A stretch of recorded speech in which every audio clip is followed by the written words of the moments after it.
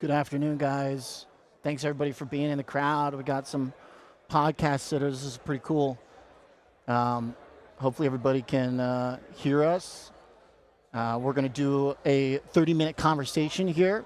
There's going to be a lot running on this podcast booth throughout the entirety of Robinhood Summit, so welcome, everybody. Hopefully, everybody's having a good afternoon, or maybe Vegas time. This counts as kind of morning.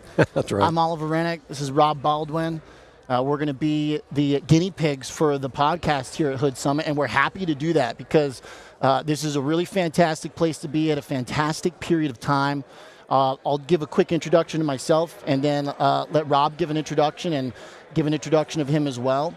I'm a decade-long television anchor. I was the founding anchor at the TD Ameritrade Network, which became the Schwab Network. Prior to that, I was at Bloomberg. I was a Bloomberg television correspondent. I wrote about the stock market for a little bit at Bloomberg.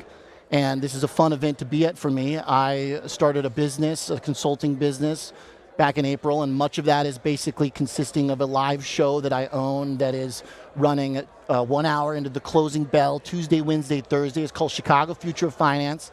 I'm from Chicago. It's options, but it's also advisors. And that's why I'm very happy to start the conversation here at Robinhood with Robb Baldwin of TradePMR. And I think if you're being here this week, you've got to have two parts into your mindset and understanding why we're here and what's going on with finance. And that is the trading side that a lot of folks associate with Robinhood. And I think that probably brought in a lot of people here based on the folks I've talked to this morning, and myself as well in my background. But there's also the advisor world, which is massive piles of money. And as everybody has been actively trading their money, there's a natural combination of that then coming into coexistence with money that's designed to preserve wealth, which is the advisor world. TradePMR is a custodial service that works directly with advisors, and in February was acquired by Robinhood, and a pretty big deal too. TradePMR at the time of the acquisition had about $45 billion in assets connected to your custodial services. Right. Is that right, Robb? Right. Tell us a little bit about TradePMR and introduce us to yourself and kind of what this combination of entities is about in your mind. Yeah. Well, just a quick little background. I mean, I founded TradePMR 28 years ago. And before that, I was an investment advisor. So I actually had clients that had needs, had desires to have their wealth managed. And I did that for numerous years, and I just couldn't find a good custodial platform to do that with. And I couldn't find the customer service that I was looking for as an advisor, because when you're an advisor and your clients are served poorly, it's a reflection on you. So you got to have that three connections between the client, the custodial service, and the advisor. And I needed to make sure that that changed for me, so I started my own. And so that was about 27 years ago, and we service about 350 offices around the country who manage wealth for their individual customers. And with the advisor world, there's been a question for about 10 years now of how are we going to reach the next generation of millennials and Gen Z as they age and they start to inherit wealth.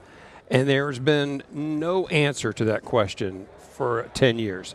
And everybody's tried to create some technology to make introductions and things like that, but it's all failed. It's failed miserably, and everybody's tried it. We've tried it ourselves. But when Robinhood called, it made perfect sense to us that we could align ourselves with the next generation instantaneously with this merger. So it's a merger that made 100% sense for us and for them. It allows Robinhood now access to $124 trillion is going to be inherited over the next 10 to 15 years, which is going to grow that business and enhance it greatly, with this acquisition, and allows 27 million customers to be able to find advisors, and allows advisors to be able to find those individuals. So it's a great marriage between two companies. A natural ecosystem. Yes. Connecting the tributaries into a resource. Correct. Where everybody can kind of feed and coexist. I want to talk about the succession to kind of back that up a little bit so people make sure they understand the context, and this is a very important context. This is a fun conversation for me because years of doing television, I was very geared into the intraday watching stocks, trying to give viewers the best, analysis of what happens by the minute.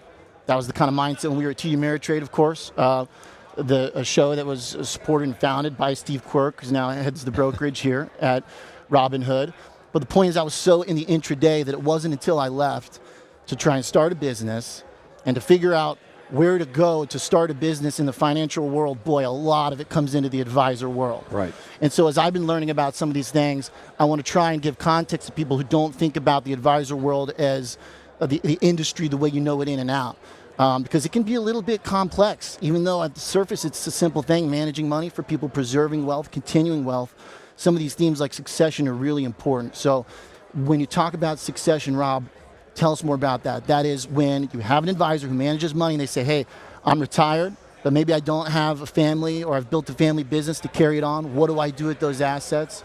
Do I sell them to someone, or what are the options? Right. Well, we've got a generation today where the average advisor is about 59 years old, and their average client kind of mirrors that age.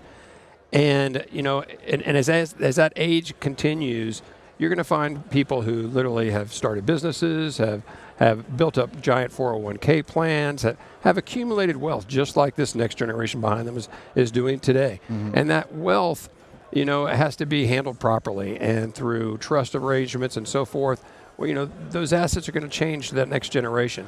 And the next generation has to be prepared to receive it, and the generation today has to be prepared to give it to the next generation as beneficial as possible. And so we're going to see that occur with $124 trillion that is discussed every day now, that is going to change hands over the next 10 to 15 years. It's a massive, massive shift. And, on compound how's that figure calculated, Rob, the 124? Is that just the number that we know those advisors are stepping away? It's that plus, the normal growth rates. Okay. They actually apply the growth rates to it. So the stress on top of the lack of an advisor being there. Yes. It's almost like right now there's also something that has happened in the demographic world is in hospitals too. There's basically been nursing shortages. Yes. So it's kind of a similar, you've got a natural people that are going into the hospital, but you also have an aging population, so it adds that degree such that there's a shortage of advisors. Yeah, we have the shortest of advisors. We need like 10,000 advisors, I think is the number, in the next 10 years. And, this is a natural progression. I myself would have been one of the guys in this room 30 years ago, active trader, loved it, had the time to do it, loved to watch charts. I considered myself a technician. But, you get to be 35, 37, you get married, you have kids, you buy a home, you got a career that demands your time. Almost exactly the time I started thinking about the advisor world. And the next thing you know, you go, gee, I'm not able to do this as much as I would like to, and I had time to before. And you're not trading for the next dollar. You got to start thinking, okay, I got to start, having somebody handle my investments to make sure I'm making wise decisions, tax efficient decisions, and I'm growing my wealth the way I should with my goals in mind. Mm-hmm. That's what an advisor does. So that natural transition happens for most people. And I think, because we have a shortage of advisors today, is almost kind of a natural progression. That means that there's a lot of active traders today, maybe even in this room, mm-hmm. who could be the next investment advisors of the future and make a great living, supporting the next generation as they inherit money. I'm glad you mentioned that too, because you're talking about it largely from the context of preserving your wealth, finding an advisor, but also becoming one. Right. Which, as we're having this conversation, I'm thinking maybe that's the move. Because if you have, here's a question though that I feel like is going to be a tricky hurdle maybe to get through, is if you've got people who've grown up since COVID, slinging options. Okay, putting on gamma squeeze trades, watching the roaring kitties of the world and such. How do you then? You're not gonna be able to sell those people buffered funds. No. No. What do you think that portfolio is gonna look like? That advisors or what's the tech they're gonna have to use? How are the advisors gonna be able to convince them? Say, hey, look, I can still get you either alpha or darn good preservation with no work for you, but you might lose the chance to get some of that rich upside you've been used to getting. How do you bring them into that world? I don't know that you can, to be honest. And I don't know that anyone wants to stay in that world long term, because most of the time when you're dealing with wealth, you're dealing with a lot of clients with $15-20 million. It's hard to play those investment theories with large amounts of money. You got to diversify. You got to have asset allocation models. You got to do that because, number one, if you don't, you're going to get in compliance trouble with the regulators one day. You could get really messed up from litigation down the road. Right. Yeah. So you want to be able to be a great investment advisor who does have a little bit of an extra edge to them. And maybe it's somebody who actually does know how to take care of covered calls and do things that a lot of people today they don't have the expertise. The largest firms today who do covered calls are all the majors. Yeah. You're not going to find a lot of expertise in the advisory world, which could be the next generation. We talk a lot about that on my show, Chicago Future Finance, because that's the center of a lot of it. Frankly, Chicago, according to Barron's, only major city with 2 of the top 10 RIAs, at least as of last year. Yeah. And then you've got SIBO, home of the options trader. So a lot of these advisors are trying to bring that product kind of into the advisor world. Do you see a need? Will there be an expectation for folks who've been managing their own portfolios? Do they need their advisor to beat the market? What's kind of the standard, do you think? I think the more you age and the more you go through some market turmoils, you stop worrying about how much you're beating the market by, and you start making sure that you're just doing well, you're making good money, and you're making wise decisions. Okay. I think everybody loves to conquer the market and to beat the market long term, but we all know it's a real challenge to do that with major wealth. So as long as you're doing well and you're matching the market and you're doing and you may have a little edge to be able to make a little extra, I think that's fantastic, and it makes most people happy. And you can build a great business as an investment advisor just doing that. You think options right now are the primary vehicle for folks to do that, or do you see innovation in ETFs, other things that are helping bolster the portfolios of advisors who want to try and find a little juice? I think there's a lot of little things. We can talk about crypto, we can talk about options. Crypto too, there's a lot of things that are going to change the way investment advisors do business over the next 5 to 10 years. Yeah. Tell me about the technology. How will the advisors at TradePMR be making sure they stay on the curve? Well, right now we have Fusion, which is one of the best trading platforms and money management platforms for advisors. It's been rated very highly for the last 4 out of the last 7 years. We've been the number 1 customer satisfaction from advisors in the industry against some of our major competitors like Fidelity and Schwab, so that's huge. And we plan on enhancing that because I was a technology junkie when I started TradePMR, and it's why this Robinhood merger really makes sense because they're heavy in technology, and we want to create a really great platform going forward that dual custodies and allows people to do various things that have not been done before in the past. We want to be first to the crypto world, to allow people to be able to trade crypto other than ETFs. I mean, it's a goal of mine, a dream of mine that we can be able to do that, and really give people an edge on the platform and how they are able to manage money across multiple full service, cross asset. Yes. Is there when you think about kind of the tech side of it, does that require a lot of heavy lifting, or do you feel that that's kind of where the natural pairing of Robinhood, that infrastructure, I imagine, has some pretty good overlap? It does, and the heavy lift is really right now the thought process of where are we going to be 5 to 10 years from now with back office technology. Robinhood has their own back office technology today, and there's like 5 antiquated systems that the whole rest of the world sit on, and we don't know where that's going to land us 5 years from now. Are we all going to be on crypto back offices? Is the databases, are they all going to shift and change to different layering than we have today? I mean, we don't know. Yeah. So there's a lot of things still to be decided about what will lead the next generation for everything we do, from trading to, you name it. Yeah. So there's a lot of decisions that are being made and that are being built on right now that I think are going to be something we talk about 5 years from now. We'll be going, well, that was a great decision. It changed everything. It helped us de-risk people's money, gave us securities, it eliminated a lot of AML issues, a lot of hacking issues and so forth. So that's the goal right now, is to try to figure out where do we take that. Is the industry feedback so far? You kind of gave me a little hint when we were talking earlier. It seems like it's been good. It is. Seems like the feedback from advisors wanting to then be a part of this. Yes, it's been huge.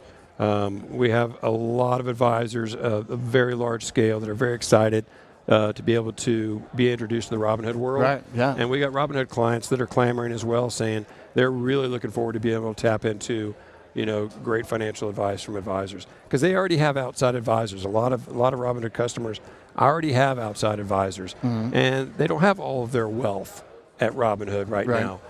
So this is going to be able to open that door, and it opens the door for Robinhood and opens the door for the individual investor. A different type of individual investor, I guess. It's a unique class that is Robinhood, and I don't know what your current licensing is. Mine is 0. I don't work for Robinhood, so I don't think there's anything wrong with me pointing out that we're at 118.50 on Hood right now, which has been the stock of the year for me in my analysis and in my news coverage. Not because they asked me to do the conference, but because this emblemizes what happened since COVID, which was this really incredible sustainability of self-directed investor. I had doubts about it. I think everybody had doubts about it when we saw how much people were trading during COVID. But the reality is that macro forces also came to play here, supported a market that's gotten here, that supported a community of traders now who have gained such wealth, many of them, that they're in need of the financial advisor.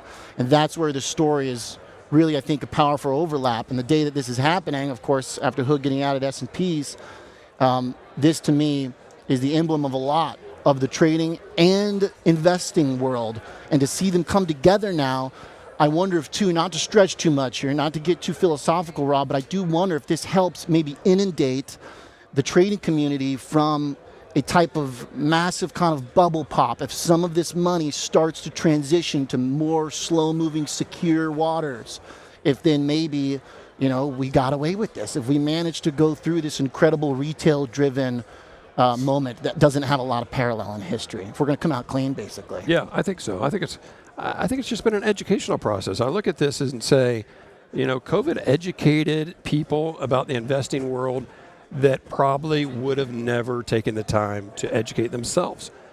And it allowed them to do research. They had the time to do so. They had a little extra money to do so. They're watching TV? Yeah, and the next thing you know, they're out there learning how to trade and how to invest, and they're learning concepts they've never heard of before.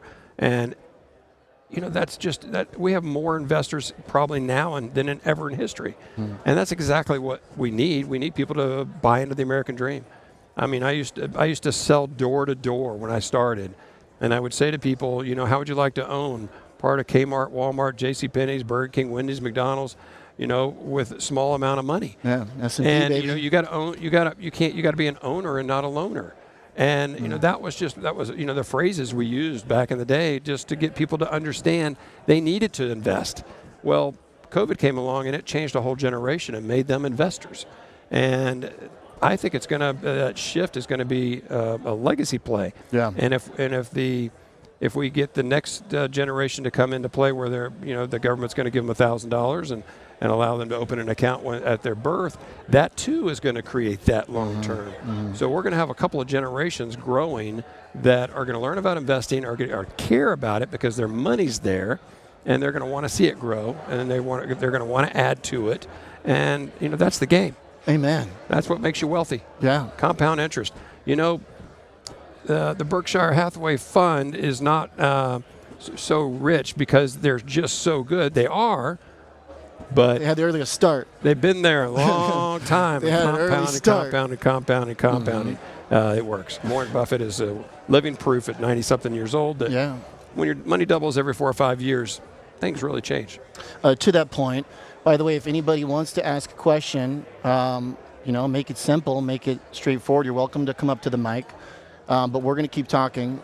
The thing that kind of brings me to combine a few points is the sustainability, I like you said, a legacy story, a legacy play, basically. That's what this is about, making sure that what you made as you were trading and you were being active, bit of a young man's game to some extent, whether it's time that's caused you to shift your risk tolerance, or if it's just satisfaction that you got to where you are. But if a lot of these people did do this through cutting edge tech, assets, whether it's crypto, options, if it's derivatives, does that kind of imply that the retailer has almost pushed the advisor to be smarter too? Do you think there is a osmosis there where you're going to have a high standard as an advisor going forward? Absolutely. I think the next generation of advisors are going to be better.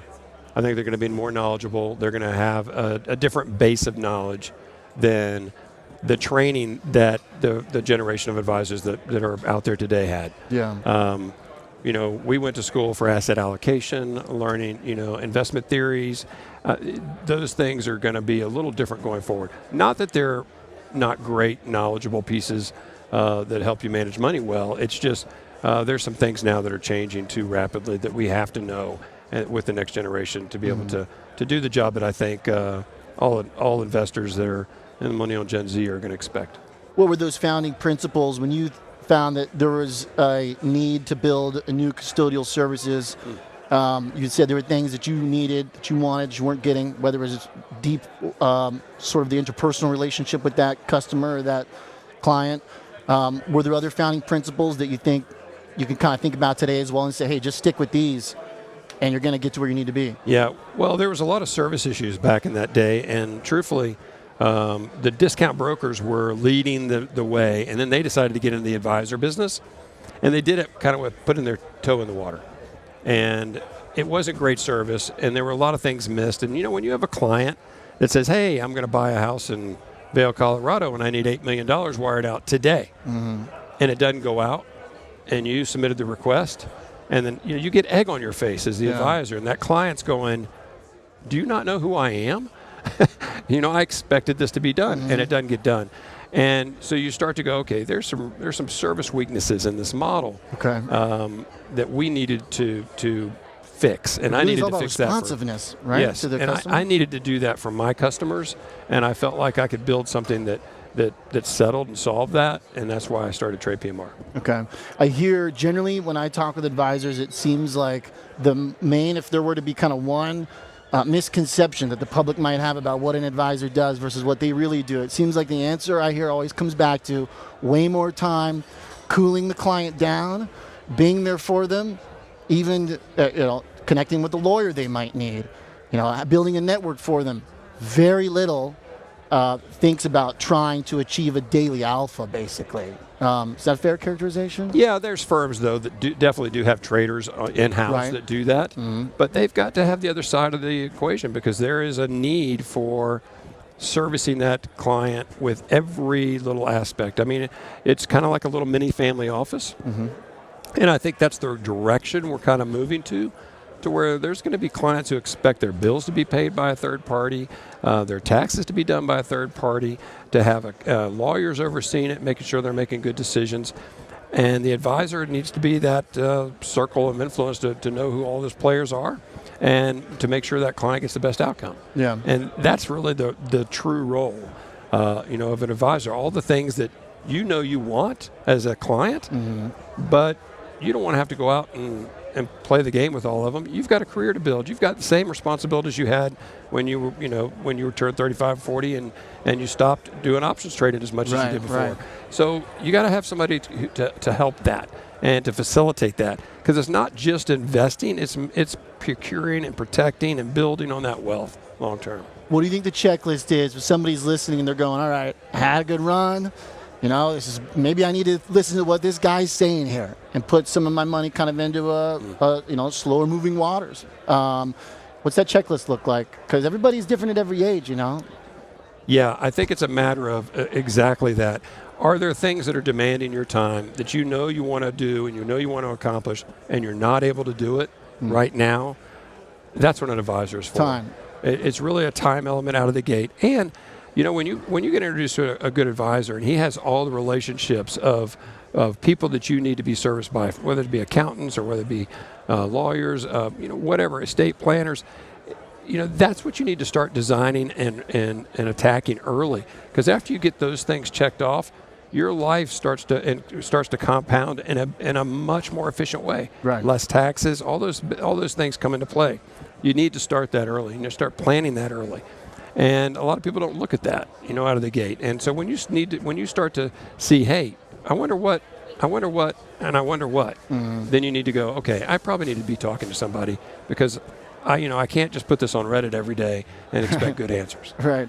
It can go a long way, maybe not all the way. But, I guess when I'm kind of thinking about the signs for myself is when I start getting a little bit lazy in my trades, is when I realize I don't have time. And to your point, I think that's probably been the biggest influence in my own trading career too, is that I would trade and I'd be on air trading. In fact, one time, one of the funniest things that happened is I had a trade on when we were TD Ameritrade, and he goes, bing, got filled, and JJ Kinghouse goes, he was on the hit, he goes, hey, somebody got filled. But I didn't have time. Whether it was researching, right? I never, I'll do these podcasts, and these guys go so deep into stocks. Like these guys, I know these people go way deeper into stocks than I can go, so I haven't had the time. Well, because I was either trying to be on air, how much trade can you do?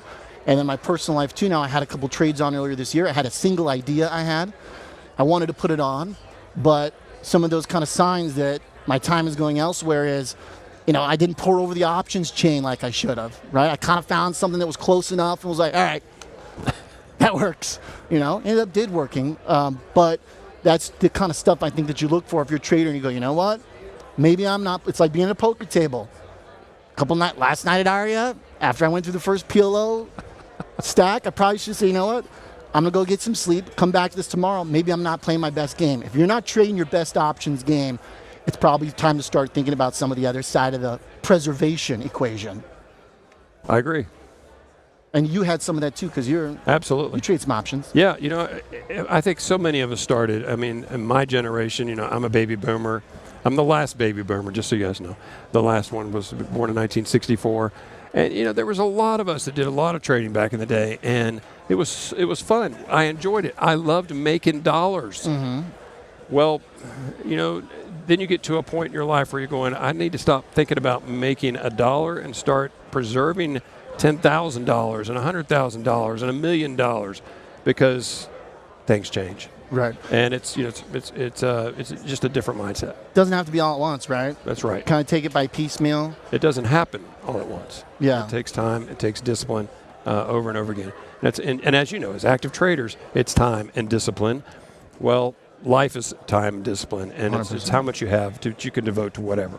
Have you gotten any feedback from the advisors on how they've seen the Robinhood clients? Any kind of inside details? They say, hey, well, these people really, have a preference. So they have, it looks like a certain, what overlaps across that client base. Because again, a lot of those people, right, are here, they're listening, they're looking at it and they go, oh, maybe I'm overly concentrated. Maybe I'm way deep in tech. Are there anything that stands out like that in the community that the advisors find themselves working on the most? I don't think so, not really. I mean, when I hear Steve Q talk about the Robinhood client, which he does a lot, you find that there's a lot of them that are really diversified. Mm-hmm. They do a good job. They buy ETFs.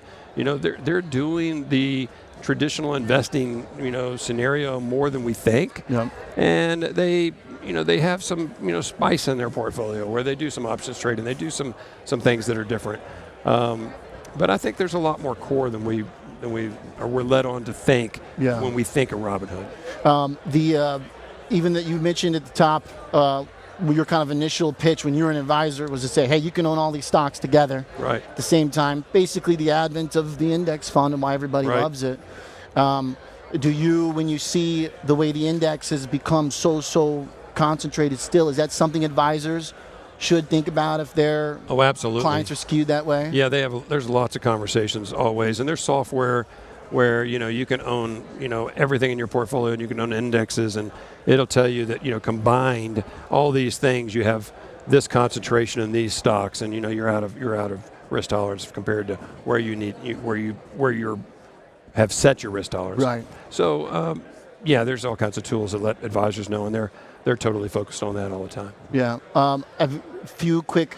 I'll give you the Q&As. You get somebody's got 1 minute, brave soul. If you got 1 minute to ask a question, if not, I got Q&As for you. The private stuff that's being really now introduced to the advisor world. How do you feel about that? Is that an important part of this? Does that answer any of these questions for what people are thinking about long term, having private equity assets of some form?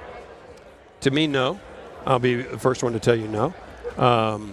I think a lot of people like private investments, and there's a lot of things. There's private companies that I think are great to invest in before they go public and so forth. I think that's a great avenue. But I grew up and I ran through 2008. Well, in 2008, we lost more brokerage firms to that market than any other time in history, probably except for in 29, where we lost a lot of firms.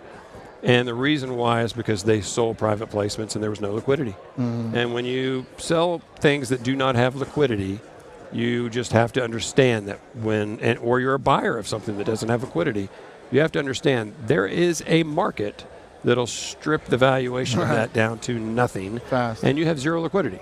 So, most people aren't looking at that today because it's kind of like 9/11. It's kind of gone in the past. But 2008 was real. Yeah. And it murdered firms and a lot of individuals and a lot of people's wealth when they raise their hand and say, "Hey, I want liquidity now," and they go, "Sorry, nobody's home." Yeah. Okay. Love that thought. A good little current events in the advisor world, combined with some good introspection on how to manage trading and shifting into calmer waters.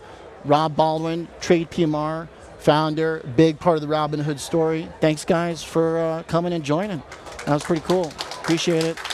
I don't know if we're handing off to somebody who's next. Great job, Robb. Thanks, Oliver. Cool. Pleasure. Great context. Nice to be with you. Fun story. Yep. Appreciate it, guys. Thanks, guys, back there at the back. Yeah, thanks, Did Dan, great. crew.